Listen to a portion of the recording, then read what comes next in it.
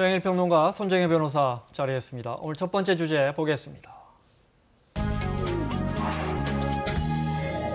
지난 87년 제13대 대선을 하루 앞두고 칼기 폭파범 김현희가 붙잡혀 들어옵니다. 전두환 정부가 이 소환에 외교력을 총동원한 사실이 드러났습니다. 그 다음 날 치러진 대선은 노태우 후보가 이겼습니다. 하나씩 살펴보겠습니다. 외교 문서가 공개가 되면서 그때 정황이 나타난 거죠? 네, 88년경에 외교 문서가 이제 드디어 공개가 됐습니다. 네. 그 당시에 이제 칼기 폭파범이었던 이 사람에 대한 압송에 대해서 이제 정권 차원에서 굉장히 노력을 했다라는 외교 문서가 발견이 됐다라고 보시면 될 것 같은데요. 네. 88년도니까 무려 이제 30년이 87년이죠. 예, 네. 훨씬 더 지난 일이라고 생각을 네. 하시면 될 것 같고요. 대선 전에 이제 김현희를 데려와라 이렇게 지시가 있었다라는 것이고, 이 얘기는 즉 대선에 어찌됐든 이런 행위나 이런 여러 가지 압송 과정에서의 문제를 대선 전에 활용하려고 했다라는 어떤 정황들이 공개되고 있다라고 보시면 되겠습니다. 네, 87년에 일어났고 88년 외교 문서군요. 네, 자 영상 보겠습니다. 지난 87년 11월 29일 승객 115명을 태우고 이라크의 바그다드에서 서울로 향하던 칼 858기가 미얀마 상공에서 교신이 끊기고 실종됐습니다. 실종 15일 후에 미얀마 양곤 해상에서 기체가 파손된 상태로 발견됐는데요. 탑승객 전원은 사망한 것으로 결론 지어졌고요. 그런데 사고 발생 이틀 뒤에 중간 경유지였던 아부다비에서 내렸던 승객 중에 일본 위조 여권을 사용한 사람이 확인됐는데 북한의 대남 공작원 김현희였습니다. 김현희는 사건 이틀 만에 바레인 공항에서 붙잡혔고, 이 사건은 북한 공작원이 김정일의 친필 지령을 받고 기내에 두고 내린 시한폭탄과 술로 위장한 액체 폭발물의 폭발에 의한 것으로 확인이 됐습니다.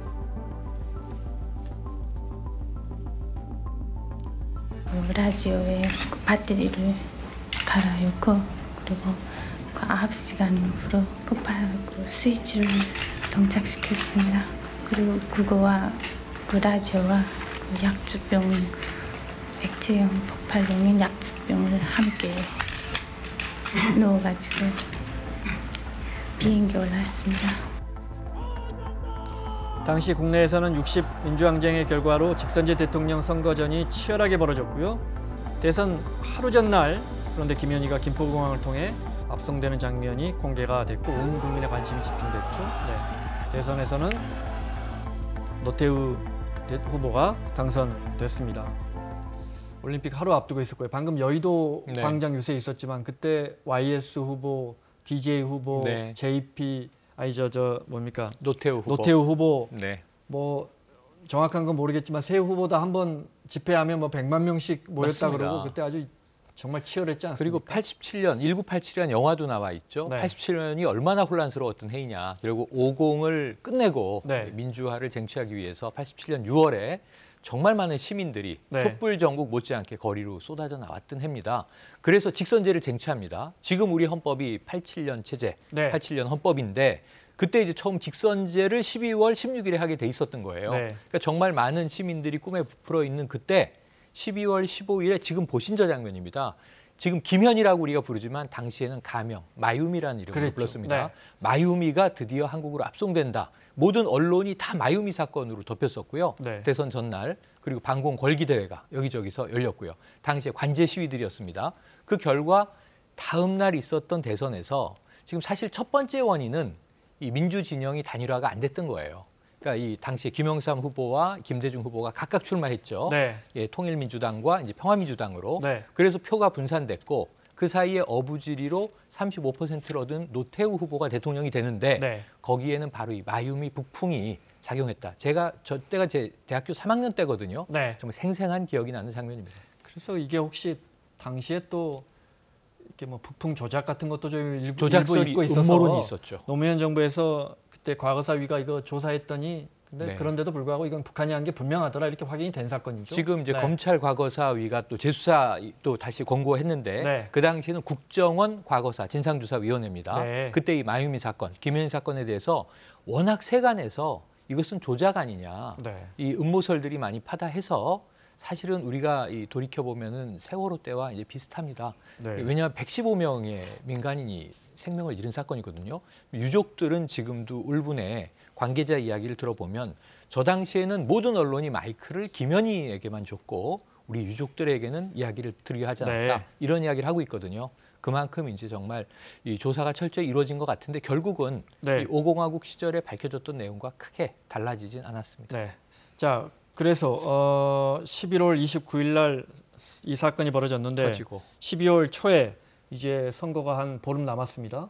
정부가 부랴부랴 신병 인도를 해달라 바레인 정부에 문서를 보냈군요. 네, 그 당시 이제 최강수 외무부 장관이 이제 바레인 주재 한국 대사에게 전문을 보냅니다. 네. 이 전문의 내용은 신병 인도 요청을 이제 공식적으로 지시를 하는 것이고요. 나아가서는 일단은 차관보, 외무부 차관보를 급하게 됩니다. 바레인으로 가서 협상을 진도지휘해서 신속하게 신병을 확보하라. 적어도 대선 하루 전에는 신병이 확보돼야 된다라는 지시를 받고 이 일을 이제 완수하기 위해서 노력을 하는 내용들이 이 외교문서에 작성이 되어 있다라고 보시면 될 것 같은데요.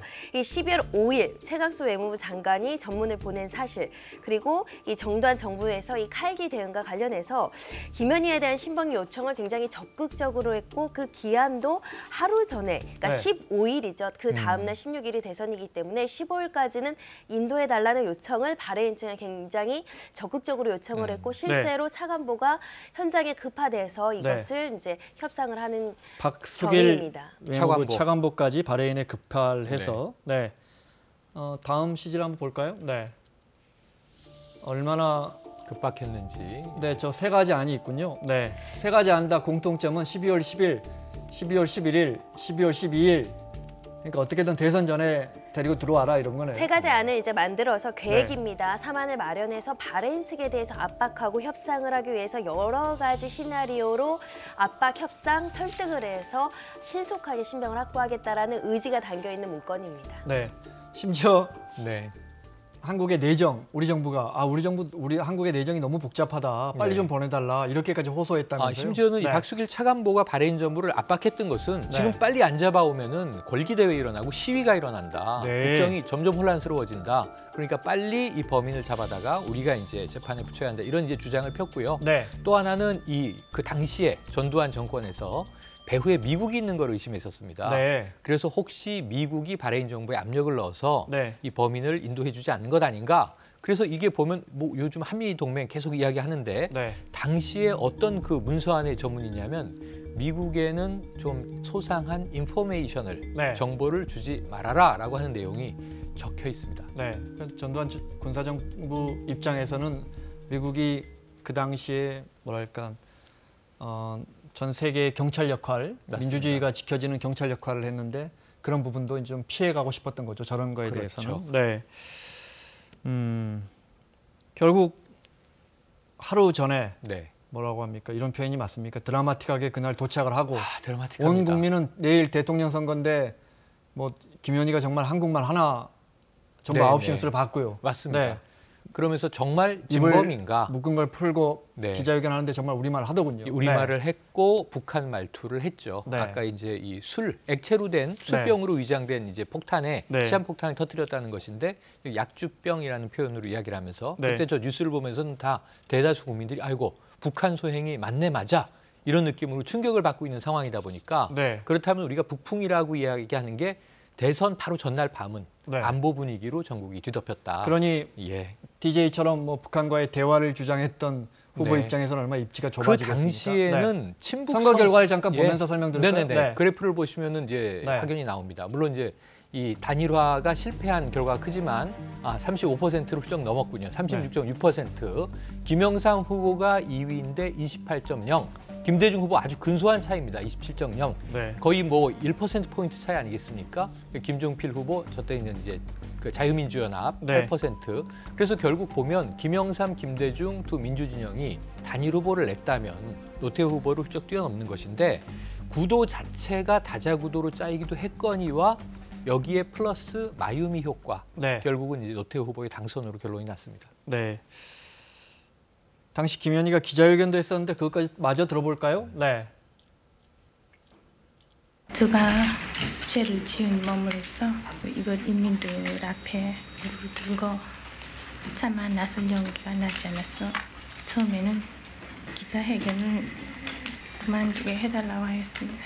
그런데 제가 이 생각을 버리고 이렇게 어느 날 나오게 된 것은 여기 와서 차를 타고 시내를 다니면서 발전된 여기 모습과 이민들의 자유로운 생활 표정을 보게 되었고 TV를 통해서도 많은 것을 보고 느끼게 되었습니다.